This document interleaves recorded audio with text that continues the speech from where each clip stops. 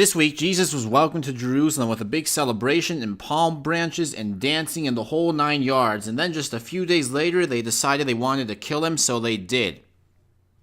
Yep. But then a few days just after that, he is back. Woo! Happy Easter. Oh, okay, there we go. Here's some Easter memes for you. We got you covered. That's a good one. That's a good one.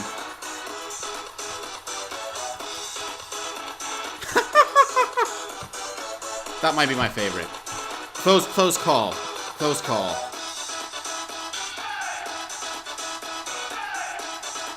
That's pretty good. Okay, that's enough. I'm Ryan Everson, and this is the Catholic Millennial Show. Here we go.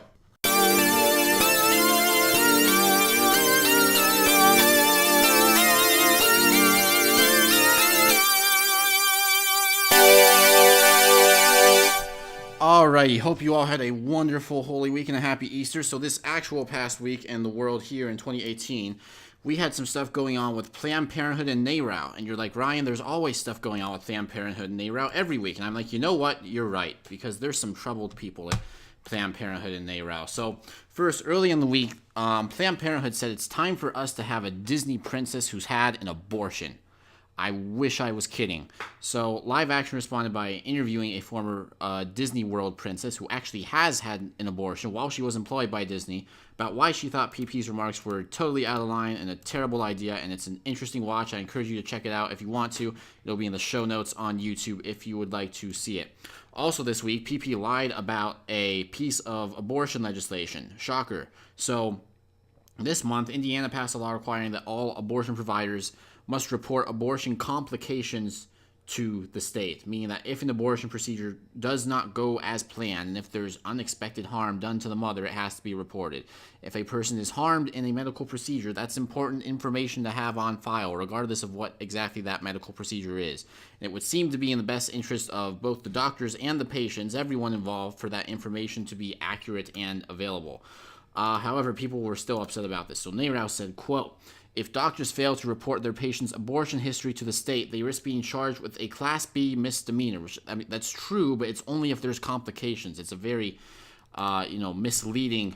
misleading sentence they got there.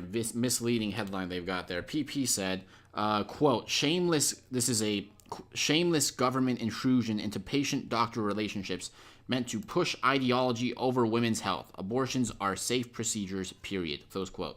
So again, this is missing the point. The legislation says if there's a complication, then you report stuff. It's not saying like that the doctor has to tell them, oh, how many abortions have you had in the past? That's not how it works. That's not what they're doing. They just want to have reasonable medical information on hand should a complication have occurred, because if a complication has occurred in the past, the doctor needs to know that so that they can prevent one from happening again.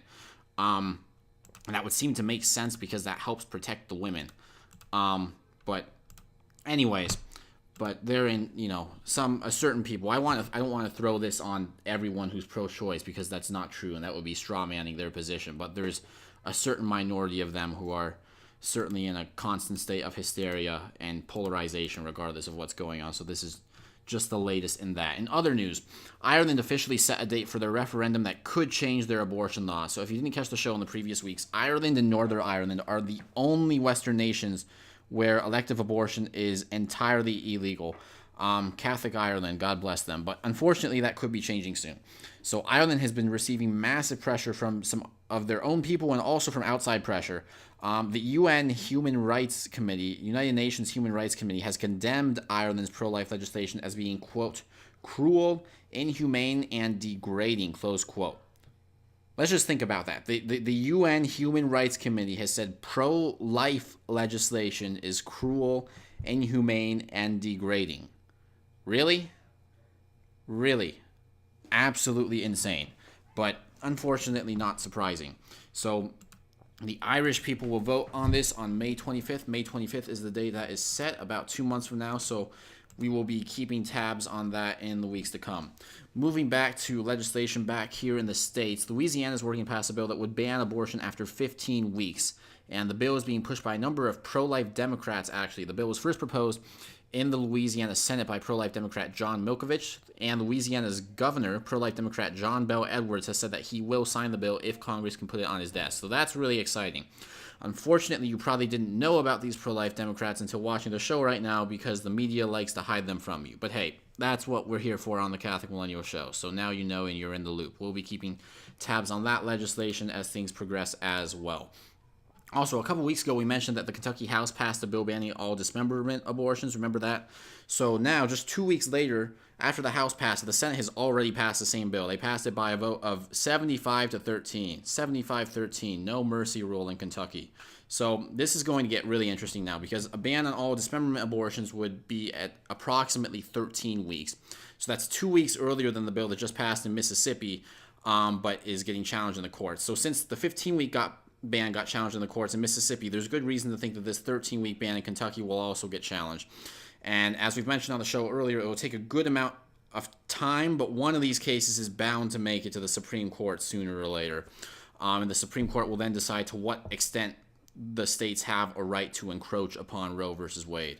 As of now, the earliest state abortion ban in the nation is 20 weeks, but Mississippi and Kentucky will both be looking to change that.